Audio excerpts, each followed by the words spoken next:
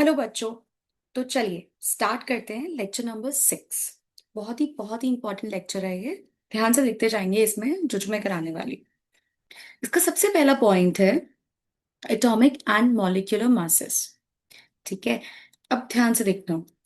देखो यार, एटम ना बहुत ही ज्यादा छोटा है। इतना ज्यादा छोटा है कि मुझे उसको 10,000 टाइम्स मैग्नीफाई करना पड़ता है, तब जाके मुझे उसका सरफेस दिखता है। ठीक है, इतने ज्यादा छोटे बंदे के लिए जब मुझे उसका मास पता लगाना है, तो वो बहुत ही ज्यादा मुश्किल था साइंटिस्ट के लिए, आज से बहुत साल पहले। तो उन्होंने क्या किया, उन्होंने उसका रिलेटिव मास निकाला। Relative atomic mass. रिलेटिव का मतलब होता है किसी के कंपैरिजन में निकाला। ठीक है, सबसे पहले जो उन्होंने चूज किया था वो हाइड्रोजन चूज किया था। उसका मास उन्होंने 1 माना और बाकी सारे एटम्स का मास उसके रिस्पेक्ट में निकाला। हालांकि अभी सिस्टम चेंज हो चुका है। अब कार्बन 12 लिया हुआ है स्टैंडर्ड। 1961 में इसको एज अ स्टैंडर्ड मान के अब इसके रिस्पेक्ट में निकाला है। मैम, कैसे किसी के रिस्पेक्ट में निकाला जाता है? तो ध्यान से देखना कैसे किसी के रिस्पेक्ट में निकाला जाता है। इसको एक सिंपल भाषा में समझते हैं। मान लो मेरे पास एक तराजू है। ठीक है, एक तरफ मैंने कार्बन 12 का एक एटम डाला, दूसरी तरफ मैंने हाइड्रोजन डाला, तब तक जब तक ये दोनों बराबर नहीं हो जाते। जैसे सब्जी खरीदने जाते हैं ना अपन, तो 2 किलो का एक वेट एक तरफ रखते हैं और फिर आलू डालते जाते हैं जब तक वो बराबर नहीं हो जाते।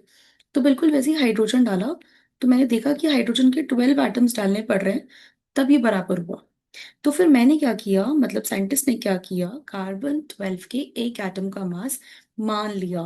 मेरे वर्ड्स पे ध्यान देना। मान लिया कि 12 AMU है। एएमयू कोई यूनिट नहीं होती मास की। ठीक है, ये एक आर्बिटरी यूनिट है, हाइपोथेटिकल यूनिट है, जो हमने मानी है कि 12 AMU है एक एटम का मास। तो अब सोचो, 12 AMU बराबर हो रहा है 12 एटम ऑफ हाइड्रोजन के। मतलब ऐसा होता है ना, 12 टॉफी मिल रही है 12 रुपए की, तो एक टॉफी का वेट कितना हुआ? तो एक टॉफी का प्राइस कितना हुआ? 1 रुपए। तो सिमिलरली 12 AMU मास हो गया 12 एटम का, तो एक एटम का मास कितना आया? 1 AMU। ऐसे ही सिस्टमैटिकली हर किसी का मास निकाला गया, किसको रिस्पेक्ट में मान के? कार्बन 12 को। ठीक है, पक्का? ठीक है, अब आगे चलते हैं। तो यूनिट जो आर्बिटरी यूनिट आपने मानी है वो क्या है? एएमयू या फिर यू। स्टैंडर्ड किसको माना है? C12 को। C12 को 12 AMU माना है। तो उसका 1/12 पार्ट क्या हो गया? 1 AMU। उसी को आपने क्या बोला है? Atomic mass unit. क्या ये बात क्लियर है? चलें आगे। ठीक है, अब आपके पास अब नई टेक्निक्स आ चुकी हैं। आपके पास एक टेक्निक आ चुकी है, मास स्पेक्ट्रोमेट्री। ये आज की टेक्निक है जिससे हम किसी भी एटम का मास बहुत इजीली निकाल सकते हैं। तो अब हमने कार्बन 12 के एक एटम का मास निकाल लिया इतना। तो एक बात बताओ, फिर इसका 1/12 कितना हुआ?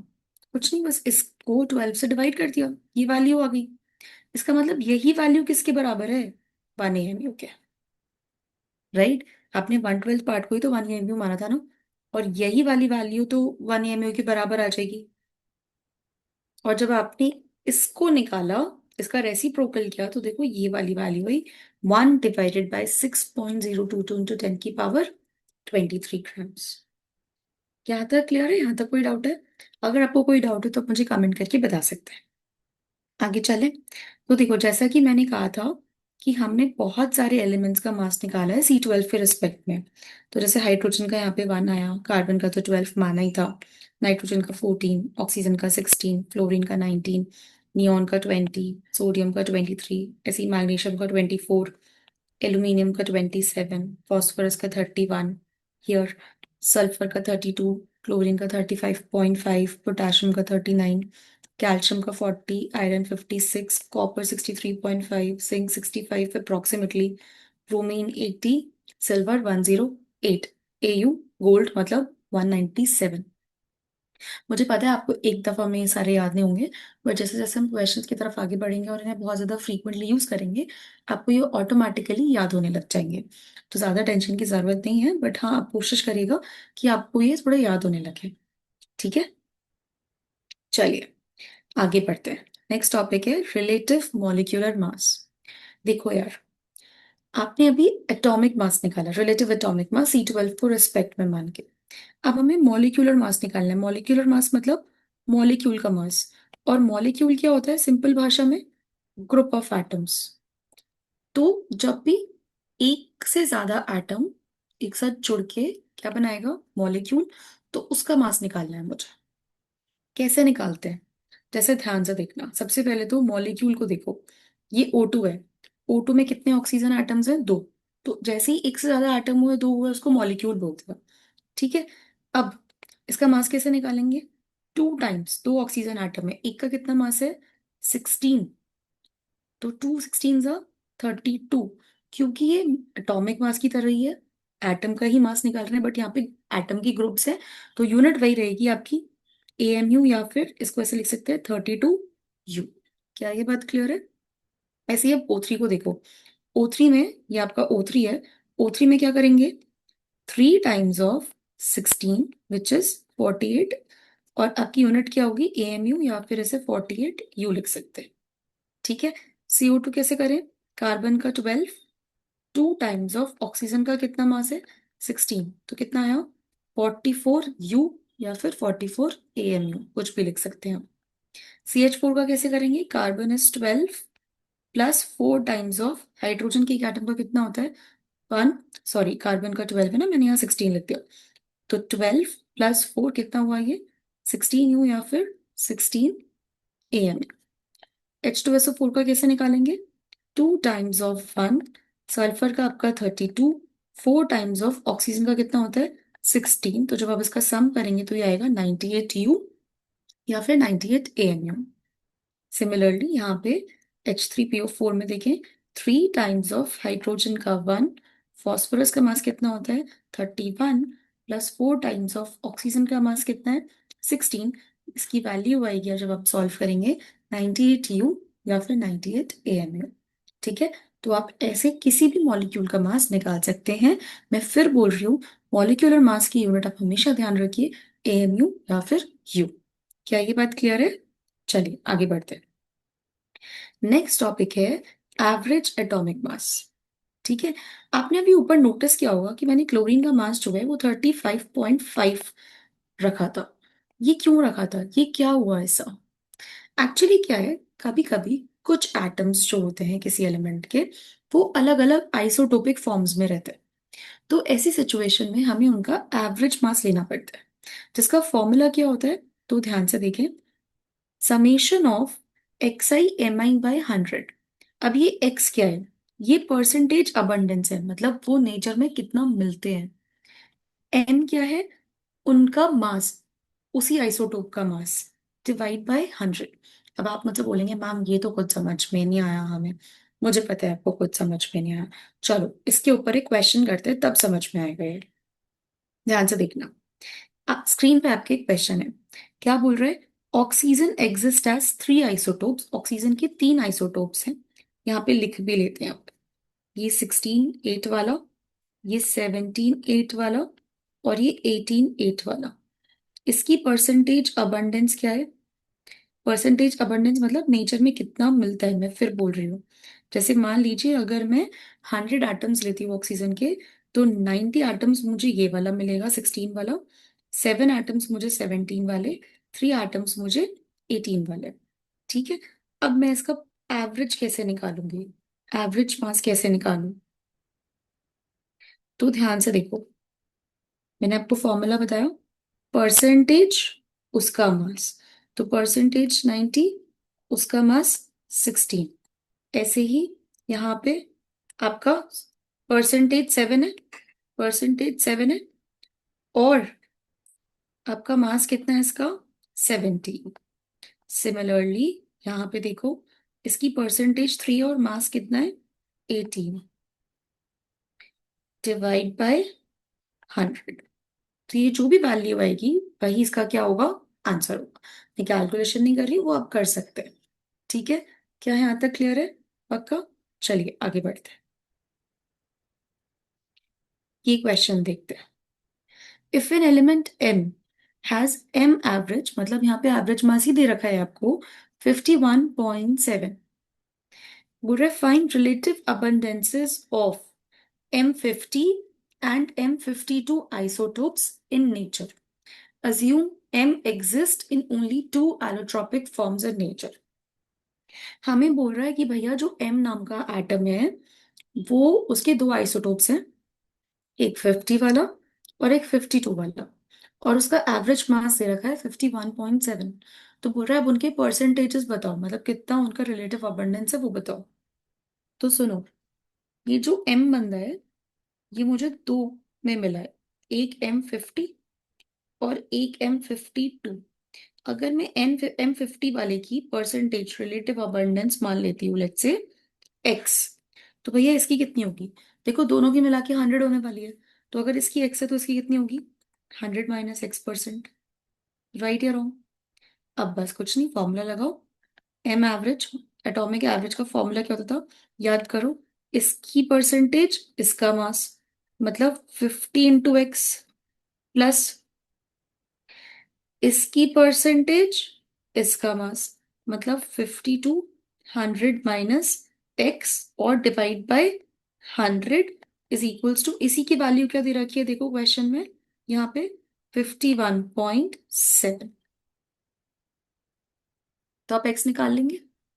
मैं कैलकुलेशन नहीं कर रही हूँ क्योंकि कैलकुलेशन तो आप कर ही सकते हैं, पर क्या आपको कॉन्सेप्ट समझ में आ रहा है? ठीक है, अब आप एक्स की वैल्यू निकाल लेंगे यहाँ से। गुड। नेक्स्ट क्वेश्चन पे चलते हैं। नेक्स्ट क्वेश्चन ध्यान से देखिए। Calculate the atomic mass of chlorine using the following data. आप इसको भी बड़े आसानी से कर सकते हैं। देखिए, मुझे एवरेज निकालना है, एवरेज मास ऑफ क्लोरीन। बताइए कैसे निकालूं? देखो इस दफा मुझे इसकी रिलेटिव अबंडेंस दे रखी है 75.77, और इसका मोलर मास दे रखा है 34.9689। आधे से ज्यादा बच्चे बोलेंगे आपने 35 क्यों नहीं लिया? बेटा क्योंकि मुझे स्पेसिफिकली यहाँ पे मेंशन करके जो दे रखा है मैं वो लूंगी। अगर मुझे ये नहीं दिया होता तो फिर मैं ये लेती। ठीक है, अभी उसने मुझे मेंशन कर दिया है, तो ये कितना है? 34.9689 प्लस दूसरे का कितना है? 24.23, और इसका मोलर मास कितना दे रखा है? 36.9659 डिवाइडेड बाय 100। तो जो भी कैलकुलेशन करके आएगा नियरली अबाउट 35.5 ही आएगा। तो जो भी कैलकुलेशन करके आएगा that will be your answer. ठीक है, आगे बढ़े। नेक्स्ट क्वेश्चन, ध्यान से देखेंगे इस क्वेश्चन को भी। कह रहा है use the data given in the following table to calculate the molar mass of naturally occurring argon isotopes. वैसे तो अभी आप ये खुद ही कर सकते हैं, आपको पता ही है अब मैं क्या करने वाली हूँ। ध्यान से देखें, मैं क्या करूंगी, इसका मास, इसकी अबंडेंस, देखो एवरेज निकालना है तो इसका मास लिया और इसकी अबंडेंस से मल्टीप्लाई कर दिया। सिमिलरली यहाँ पे दूसरे वाले का मास लिया, उसको उसकी अबंडेंस से मल्टीप्लाई कर दिया, प्लस, मैं इसको थोड़ा नीचे लिख देती हूँ ताकि मैं और आगे लिख पाऊँ। प्लस तीसरा वाला क्या है? 39.9624, और उसको उसकी अबंडेंस से मल्टीप्लाई कर दिया, डिवाइड बाय 100 करेंगे। कैलकुलेशन के बाद जो भी आंसर आएगा वो आपका एवरेज एटॉमिक मास आ जाएगा, किसका? आर्गन का। मैं फिर बोल रही हूँ मैं कैलकुलेशन नहीं कर रही हूँ, वो मैं आपके लिए छोड़ रही हूँ, आप आराम से इसको कैलकुलेट कर सकते हैं। क्या ये बातें क्लियर है? चलिए आगे बढ़ते हैं। Most awaited topic, mole concept. बच्चों को इसमें जरूरत से ज्यादा ही कंफ्यूजन रहता है, तो आज मैं मूल कॉन्सेप्ट को शुरुआत करने जा रही हूँ। देखो, मोल क्या है? देखो मैं सिंपल भाषा में समझाती हूँ सबसे पहले। आपने बहुत बार बचपन में सुना होगा कि एक डोजन का मतलब 12 पीस होता है। जैसे अगर मैं एक डोजन या एक दर्जन जैसे आप बोलते हो मैं पेंसिल खरीदने जाऊं तो मुझे 12 पीस पेंसिल के मिलेंगे। अगर मैं एक दर्जन लेट्स से नोटबुक्स खरीदने जाऊं तो मुझे 12 पीस नोटबुक्स के मिलेंगे। तो एक दर्जन, एक डोजन जैसे आप कह रहे हो उसका नंबर 12 पीस फिक्स्ड है। वैसे ही एक मोल का नंबर 6.022 × 10⁻23 फिक्स्ड है। ये नंबर एकदम फिक्स्ड है। ठीक है, इसी नंबर के साथ अब हमें पूरा खेल खेलना है। कैसे खेलना है, तो ध्यान से देखें। सबसे पहले ध्यान से देखो, 1 मोल ऑफ कार्बन आटम। आप खरीदने क्या गए, कार्बन का आटम, राइट। तो अब आपको मिलेगा भी क्या, कार्बन का एटम। कितने, 6.022 इंटू 10 की पावर 23। कमाल की बात यह है, कमाल की बात यह है कि इस नंबर को हम बोलते हैं एवोगैड्रो नंबर। क्या बोलते हैं, एवोगैड्रो नंबर, या फिर एवोगैड्रो कांस्टेंट।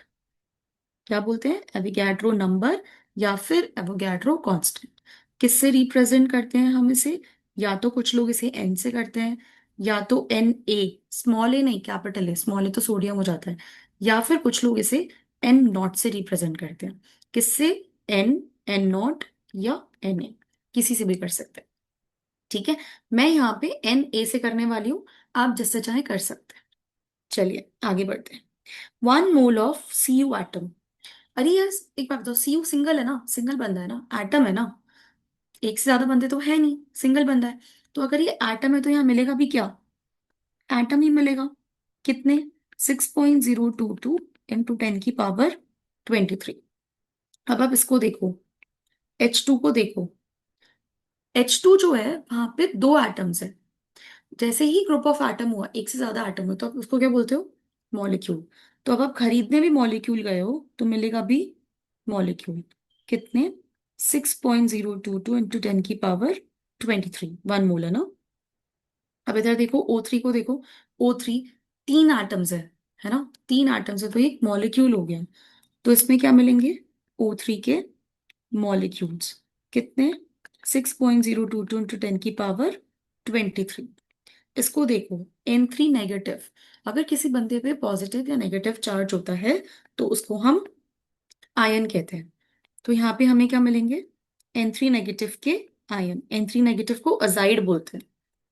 ठीक है, तो क्या मिला आपको, अजाइड आयंस। कितने, 6.022 इंटू 10 की पावर 23। ध्यान से देखो अब इसको, SO4 2 नेगेटिव। अगेन ये क्या है, आयन, क्योंकि इस पे चार्ज है। तो हमें कितने मिले, 6.022 इंटू 10 की पावर 23। अब हम मोल्स कैलकुलेट करेंगे यूजिंग यूनिटरी मेथड या फॉर्मूला।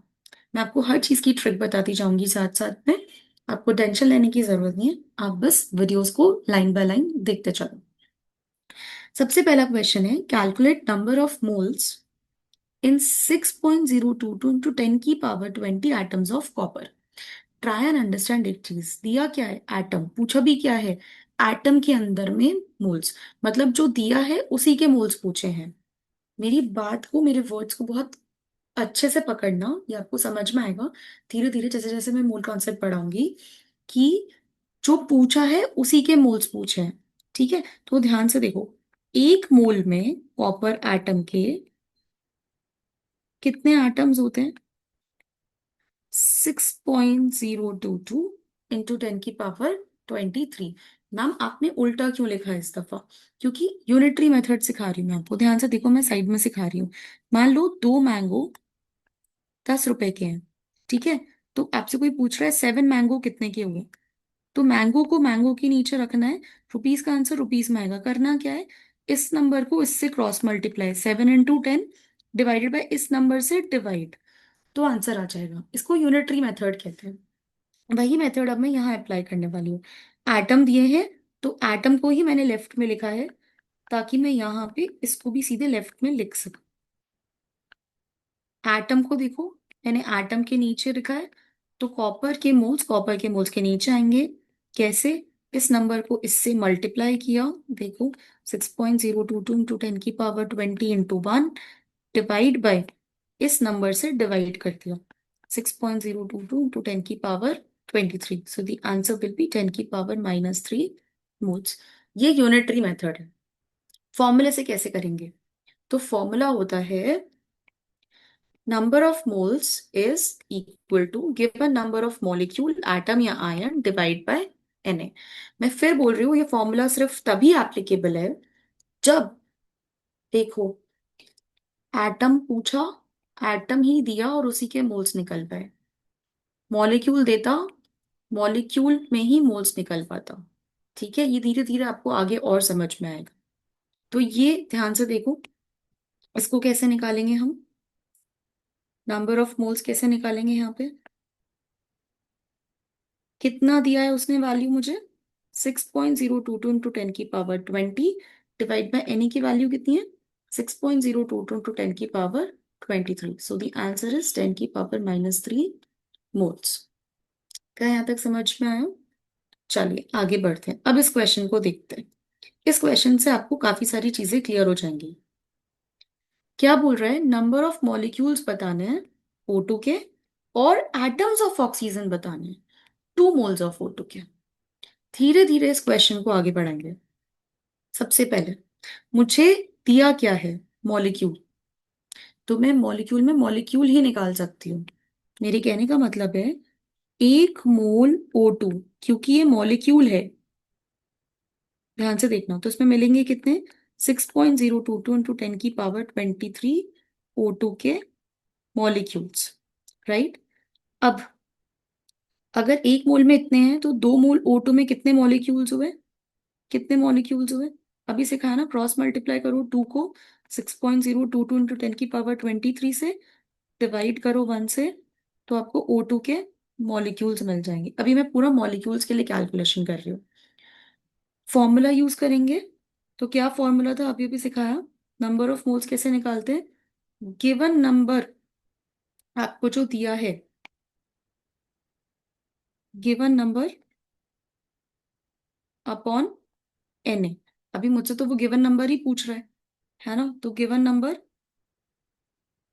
मोल्स कितने दिए हैं 2, और एन की वैल्यू 6.022 इंटू 10 की पावर 23। देखो मैं इसको समझा देती हूँ वापस। O2 एक मॉलिक्यूल दिया था, और मॉलिक्यूल्स ही पूछे, तो मैंने ये वाला फॉर्मूला लगा दिया।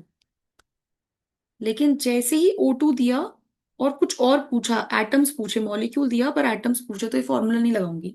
अब चीजें थोड़ी बदल जाएंगी। ध्यान से देखता हूँ, सबसे पहले एटम निकालती हूँ, यूनिटरी मेथड से सिखाती हूँ। एक मॉलिक्यूल, एक मॉलिक्यूल O2 में ऑक्सीजन के कितने एटम्स हैं, 2 एटम्स ऑफ ऑक्सीजन। तो आपने कितने मॉलिक्यूल्स निकाले, ध्यान से देखो, कितने मॉलिक्यूल्स निकाल के लेकर आया, 2 इंटू 6.022 इंटू 10 की पावर 23।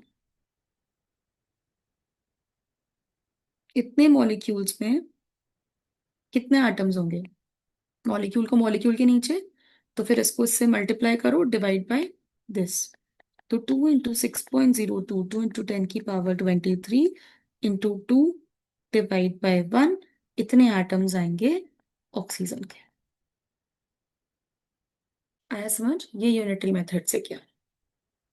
अब फॉर्मूला क्या है, ये फॉर्मूला बहुत इंपॉर्टेंट है, ये ट्रिक मैंने बनाई है ताकि आपको चीजें क्लियर हो जाए जल्दी। नंबर ऑफ एटम्स निकालने के लिए किसी भी मॉलिक्यूल या आयन में, तो एक फॉर्मूला होता है, उसके मॉलिक्यूल्स निकाल लो, कितने मॉलिक्यूल्स में पूछ रहा है, इनटू उसके एक मॉलिक्यूल या आयन में वो बंदा, उसके कितने एटम्स है, या फिर नंबर ऑफ मोल्स, जो भी आपके मॉलिक्यूल्स या आयंस दिए हैं उनके, ऑफ मॉलिक्यूल्स या ions, into N A, into N A मतलब वही 6.022 इंटू 10 की पावर 23, इनटू वो बंदा एक मॉलिक्यूल या आयन में कितना मौजूद है। इसको थोड़ा सा अच्छे से समझाती हूँ इसके क्वेश्चन के कॉन्टेक्स्ट में। मान लो मुझे नंबर ऑफ ऑक्सीजन एटम निकालना है। ठीक है, अब दोनों तरीके से, दोनों फॉर्मूले से सिखाती हूँ। आपने नंबर ऑफ मॉलिक्यूल्स निकाल लिए थे ना O2 के, कितने निकाले थे, याद करो, 2 इंटू 6.022 इंटू 10 की पावर 23, ये मॉलिक्यूल्स निकाले थे। अब क्या बोल रहा है, नंबर ऑफ एटम्स उस बंदे के एक मॉलिक्यूल में। ऑक्सीजन के कितने एटम्स हैं एक मॉलिक्यूल ऑफ O2 में, O2 में कितने एटम है ऑक्सीजन के, याद करो 2, O2 है ना, तो 2 एटम्स है। तो आ गया आंसर, आ गया ये 4 इंटू 6.022 इंटू 10 की पावर 23। इसको यूज करके आगे ऊपर वाले फॉर्मूले को यूज करके, नीचे वाले को भी यूज करके देख सकते हो, नीचे वाले से भी सेम ही आंसर आएगा। नीचे वाले से क्या आंसर आएगा, ध्यान से देखो। Number of moles direct use करो। नंबर ऑफ, मुझे कुछ नहीं करना, नंबर ऑफ मोल्स कितने दिए थे, 2 दिए थे। 2 × Na इनटू ऑक्सीजन के कितने एटम्स है O2 में, ऑक्सीजन के कितने एटम्स है O2 में, 2। तो इससे भी वही आया 4Na। देखो ये दोनों आंसर मैच कर रहे हैं। तो कोई सा भी फॉर्मूला लगाएंगे आपका आंसर आ जाएगा। आई होप आपको ये समझ में आया। हम नेक्स्ट वीडियो में मोल कॉन्सेप्ट को कंटिन्यू करेंगे। ठीक है, थैंक यू बच्चों। Have a good day.